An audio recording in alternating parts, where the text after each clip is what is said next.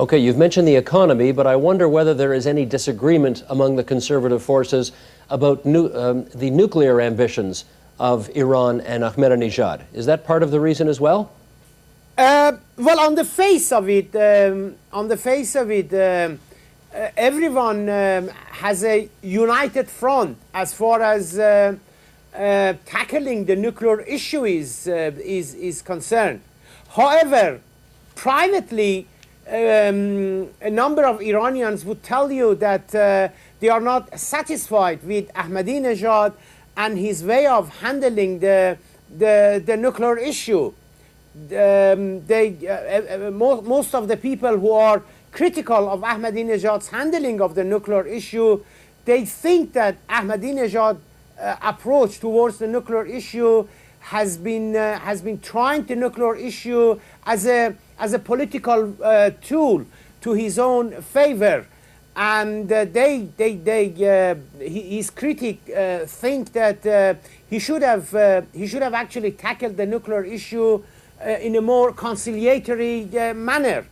And they say that during the past 3 years that Ahmadinejad has been in power, there has been 3 resolutions passed by the Security Council against Iran, and they think that somehow we should have handled the nuclear issue in a much more positive way, not to create so much enemy for the country. Having said all that, Professor Ziba Kalam, the conservative leadership is saying that because, whether they're split or not, because conservatives won so many seats in these parliamentary elections, this proves that the voters in Iran are still defiant against the West. Do you share that interpretation of these results?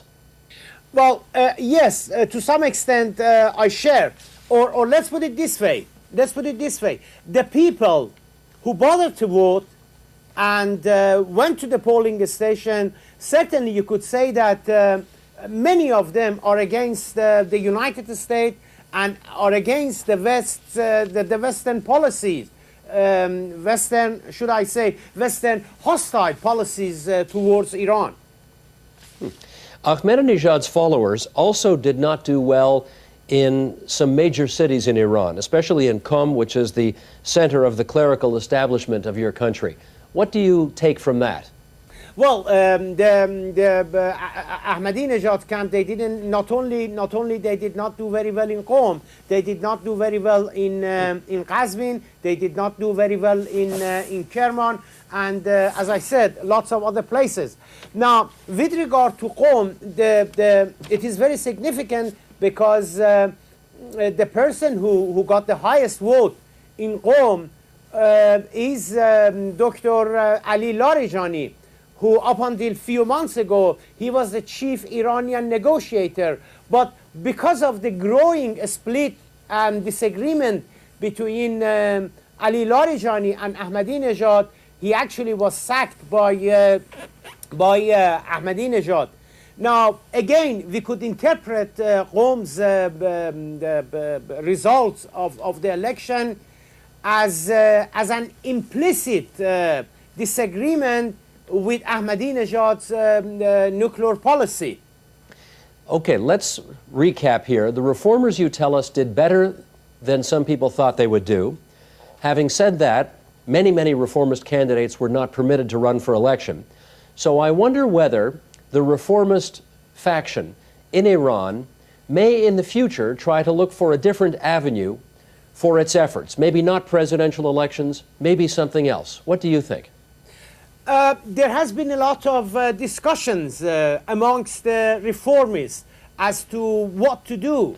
But at the end of the day, the result of a lot of the discussions amongst the reformists have been that we have no other alternative but to work within the system and to use whatever democratic avenues, democratic potentials are left within the Islamic Republic. We have to utilize them in order and to try to expand the scope of political freedom and reform in Iran. There aren't any other avenue, there aren't any other way. The other way would be to work outside the system, which is not acceptable by many reformists. Well, there is one other way, and let me conclude our interview by asking you about this. You know, of course, in Iraq, there were factions inside Iraq that wanted an outside military invasion in order to get rid of a very unpopular government. That happened. Do you think there are any factions inside Iran which would like to see, if not the Americans, then some kind of international coalition come in and take the mullahs out? There are, of course, some Iranians who think that what you're suggesting is a realistic alternative to the present regime. But I must say that, to my best of knowledge, the reformists are against such a scenario. The left is against such a scenario. The human rights supporters are against such a scenario because, unfortunately, if the present regime is overthrown by any outside force, the resulting chaos in Iran would be far worse than we have seen during the past 4 years in Iraq. And not only things will not improve in Iran, far from it, we would go from a very bad situation to far worse situation. So the only realistic avenue left open to us is to work within the system and try to use its democratic potential for further political development.